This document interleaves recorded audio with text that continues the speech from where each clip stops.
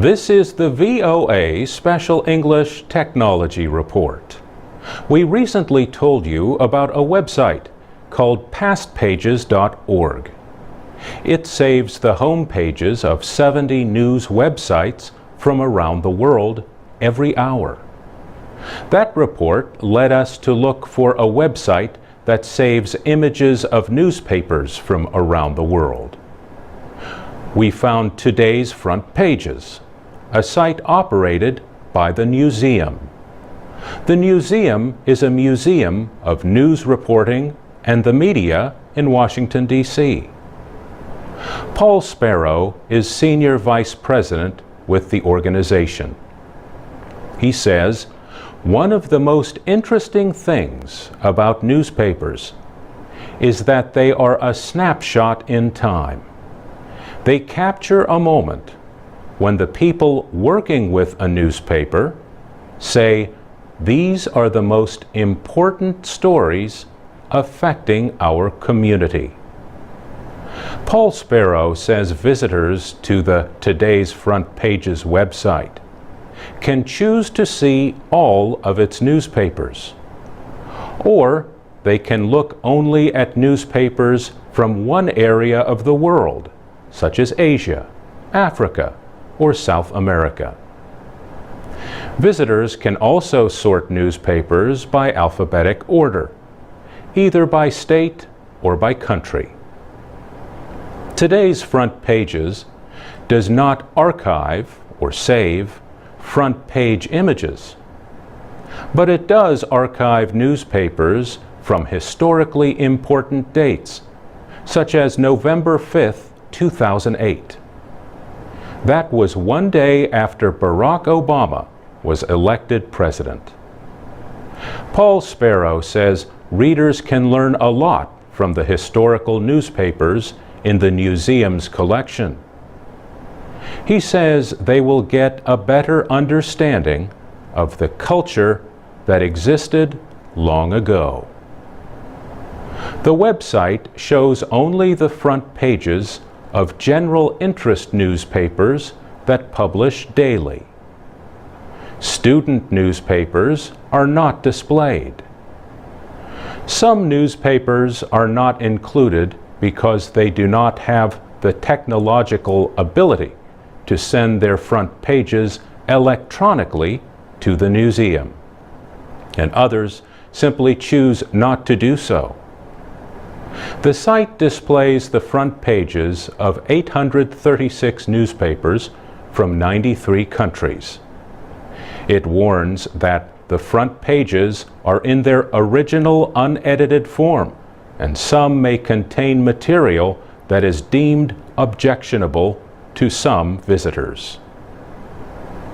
If you are in Washington, you can see many front pages from around the world on display inside and just outside the Newseum. Only about 10% of the front pages the Newseum receives every day are displayed, but all are available online. You can read and hear our reports online at voaspecialenglish.com. For VOA Special English, I'm Mario Ritter.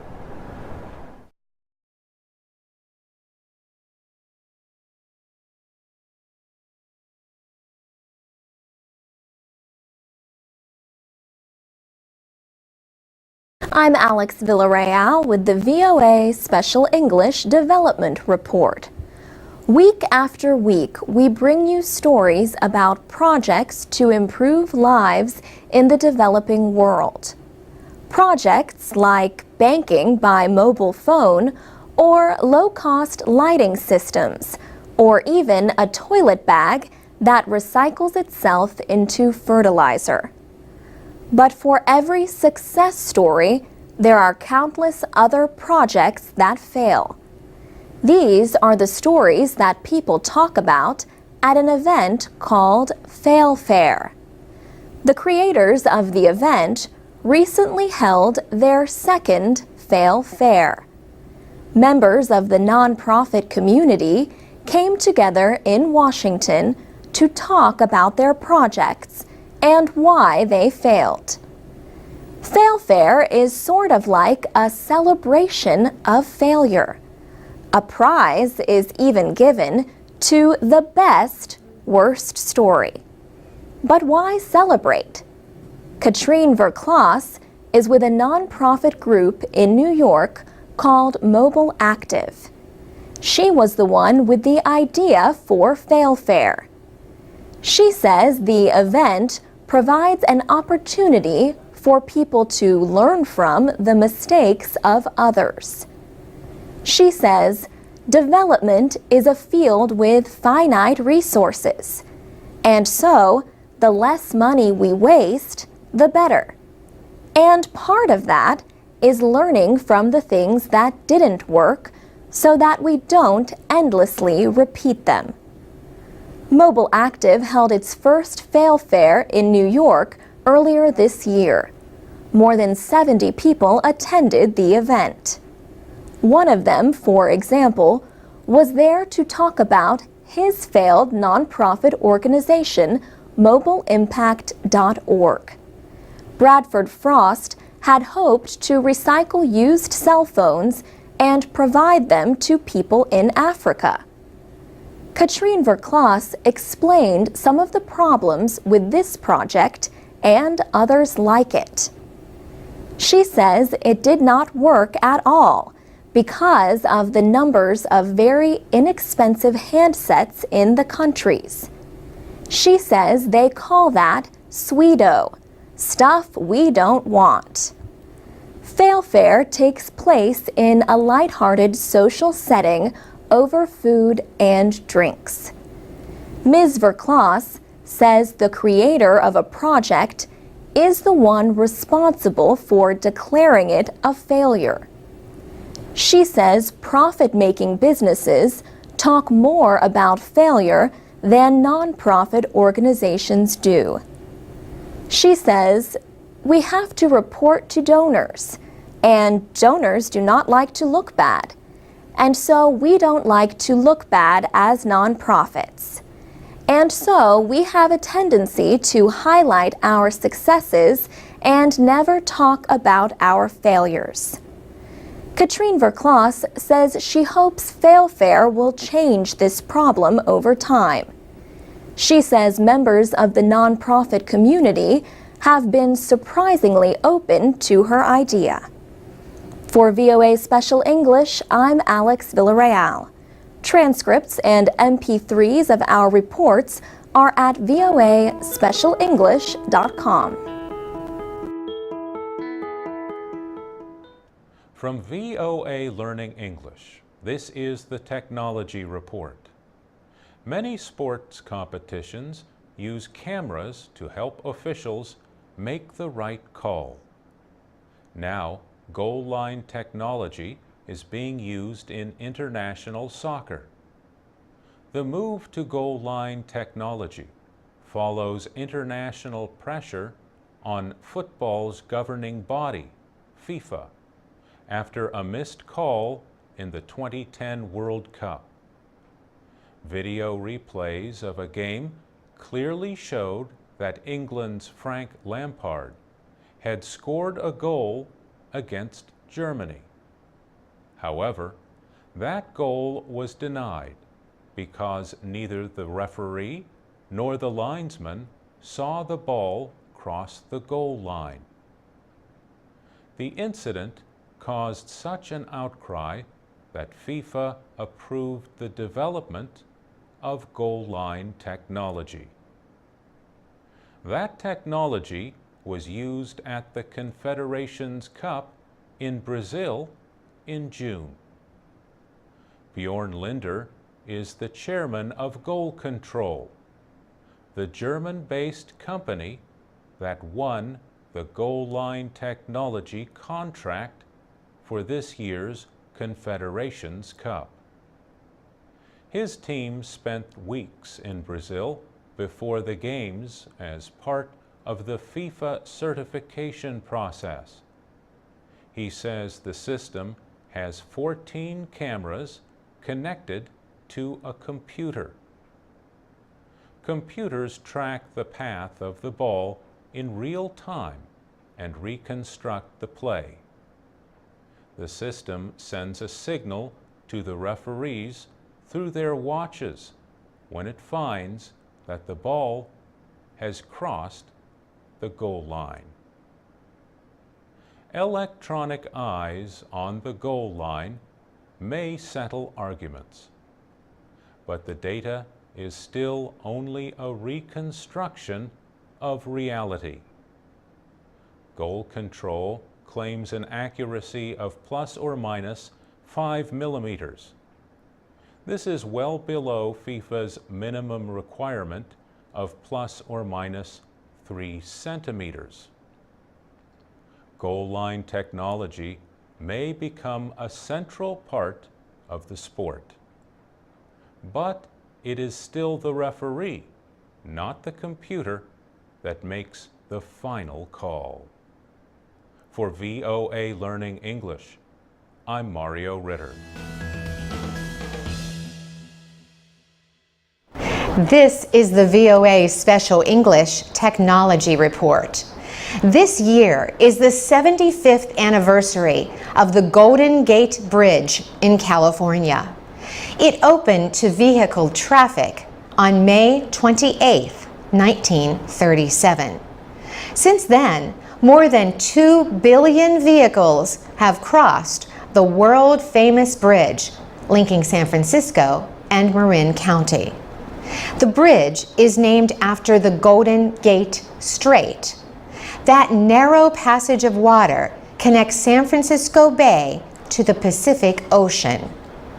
The Golden Gate Bridge had the longest suspension span in the world at the time it was built. The suspended roadway stretches 1,280 meters between the bridge's 2 tall towers. Today, the Golden Gate still rates among the 10 longest bridge spans. Mary Curry works for the Golden Gate Bridge, Highway, and Transportation District. She says the bridge represents one of the most extraordinary engineering projects of all time. She calls it an engineering marvel and says it gets award after award for what it means in civil engineering and structural engineering. She says the Golden Gate Bridge is also a place where things happen first. For example, it was the first suspension bridge to have to change the roadway deck. The bridge is 27 meters wide and 2,788 meters long. 2 large cables pass over the top of the bridge's towers. These structures stand 227 meters above the water and 152 meters above the road. Each cable holds more than 27,500 strands of wire. 250 pairs of vertical suspender ropes connect the support cables to the suspension bridge. This is part of what enables the bridge to move up and down by nearly 5 meters. The project took 4 years to complete. Work began in 1933. The Golden Gate Bridge weighed more than 800,000 metric tons when it was completed. The San Francisco Chronicle newspaper called it a $35 million steel harp. Joseph Strauss was the chief engineer of the Golden Gate Bridge project. But architect Irving Murrow gets credit for its bright orange color, known as international orange. The Navy wanted the bridge painted in yellow and black. The Air Force had suggested red and white. But Mary Curry says Irving Murrow knew that orange would blend with the environment. It would contrast with the ocean and the air above. And it would also allow the Art Deco styling to really stand out. For VOA Special English, I'm This Carolyn is the Presutti. VOA Special English Technology Report. Privacy activists are concerned about Google's new privacy policy as of March 1st. The company says one main policy is replacing more than 60 separate policies for different products. Activists say the changes will make it easier to track the activities of users across Google's many products, from Gmail to YouTube.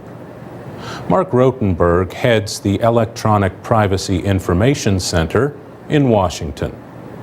He says Google's aim is to create a single unified profile of its users. We believe that not only is that a threat to privacy, we actually believe it is illegal because last year Google entered into an agreement with the U.S. Federal Trade Commission in which they said they would not engage in that kind of data sharing without the explicit permission of their users. Google says its new policy will make it simpler for users to share information across services like Google Search, Gmail, and Google Calendar. And it says the new policy will help personalize each user's experience. Over time, it says users can expect to see better search results, fewer unwanted advertisements, and more content targeted to their interests. But Mark Rotenberg says, in return, people who choose to use Google will lose control over the information they share. The type of information you might provide for an email service, for example, such as your address book, is different from the type of information that you might provide for a social network service. Mr. Rotenberg says these two kinds of services should be kept separate.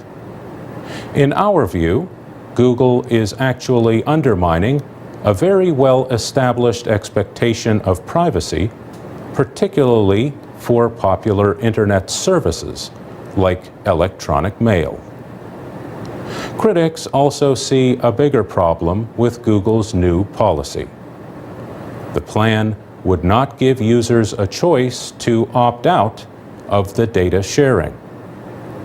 Mr. Rotenberg says, in our view, if people want to make their personal information available, they certainly should have the right to do that. What we're objecting to is the effort by the company to take away from the users that choice that they should have. Google says it will not be collecting any more data than it does now. And it says users will still be able to control many privacy settings. For example, they can disable their search history and set Gmail chat to off the record. European Union officials have asked the company to delay the new policy to make sure it would not violate any EU data protection laws. For VOA Special English, I'm Mario Ritter with the VOA Special English Technology Report. A shortwave radio might seem like ancient technology these days, but for some people it remains their only link to the wider world. Ears to Our World is an organization based in the United States. It provides shortwave radios to schools and communities in some of the poorest areas of the world. The radio is small, about the size of a book, and self-powered. Users turn a crank. Winding it for 2 minutes provides about 40 minutes of listening time. Ears to Our World is supported by private donations and partners including Eton, the company that makes the Eton Grundig radios. Thomas Witherspoon started Ears to Our World in 2008. He said, "Our radios are going to people who have no other source of international news and information. It's hard for them to learn new languages and be connected to the bigger world." He said teachers use this information in the classroom to help students learn about the world around them. Ears to Our World works with local organizations to get the radios to where they are needed most. Mr. Witherspoon says the radios are now in 11 communities, most of them in Africa. He says many of these communities are unable to get information any other way. He takes the radios to parts of the world that lack access to the internet or to a national power grid of any kind. These include communities and villages in South Sudan, where people do not have power in their homes. Thomas Witherspoon says information is the most important tool to improve the lives of poor people. The self-powered radios are also useful in emergencies. Teachers in Haiti used them to get information after last year's earthquake. Mr. Witherspoon says Ears to Our World has sent out about 1,200 radios. More than half have gone to earthquake victims, mostly in Haiti. About 500 have gone to individual teachers and schools. More recently, Ears to Our World worked to bring the radios to children with vision problems in Belize. He said having a radio that they can control and listen to and search around on, it just opens a world of information to them. For VOA Special English, I'm Mario Ritter. You can read and listen to all of our reports at voaspecialenglish.com. You can also join us on Facebook at VOA I'm Alex Learning Villarreal English. with the VOA Special English Technology Report. In January, a 5-day internet shutdown in Egypt failed to stop the protests that forced President Hosni Mubarak to resign. But it raised a technical question. Just how were Egyptian officials able to shut down internet service in their country? Craig Labovitz is chief scientist at Arbor Networks, an internet security company in the American state of Michigan. Mr. Labovitz says the internet is not as indestructible as people might think. He says there are points where the flow of computer traffic can be restricted. Mr. Labovitz says his researchers tracked the internet shutdown in Egypt as it was being carried out. He explains that in Egypt, internet users connect to the outside world through a small number of providers with international links. He said there are 100 or more providers within the country, domestic providers. But there really are only 4 providers that have links to the external world. And there are an even smaller number of data centers where the fiber optics cross Egypt. So only a handful of machines need to be shut down to have this kind of disruption. News reports suggested that the fiber optic links for those networks are all housed in the same building. Could a similar internet shutdown take place in the United States? Craig Labovitz says that is less of a possibility because of a larger number of internet providers and data centers. Still, the recent shutdown in Egypt has raised new concerns about a proposal in the United States Congress. Critics say the legislation could make similar action possible in America. The measure is known as the Protecting Cyberspace as a National Asset Act. Senator Joseph Lieberman of Connecticut first proposed the bill last June. Supporters say it would help protect the country's economic and national security from cyber attack. It would give the president the emergency power to shut down or seize parts of the nation's internet in the event of a major threat. Critics say the bill would give the president too much power. Some people call it the kill switch bill, an easy way to shut off the internet. They say the government could use it to censor the web and control the flow of information. For VOA Special English, I'm Alex Villarreal. Transcripts, MP3s, and podcasts of our reports are at voaspecialenglish.com. And we're on Facebook at VOA Learning English.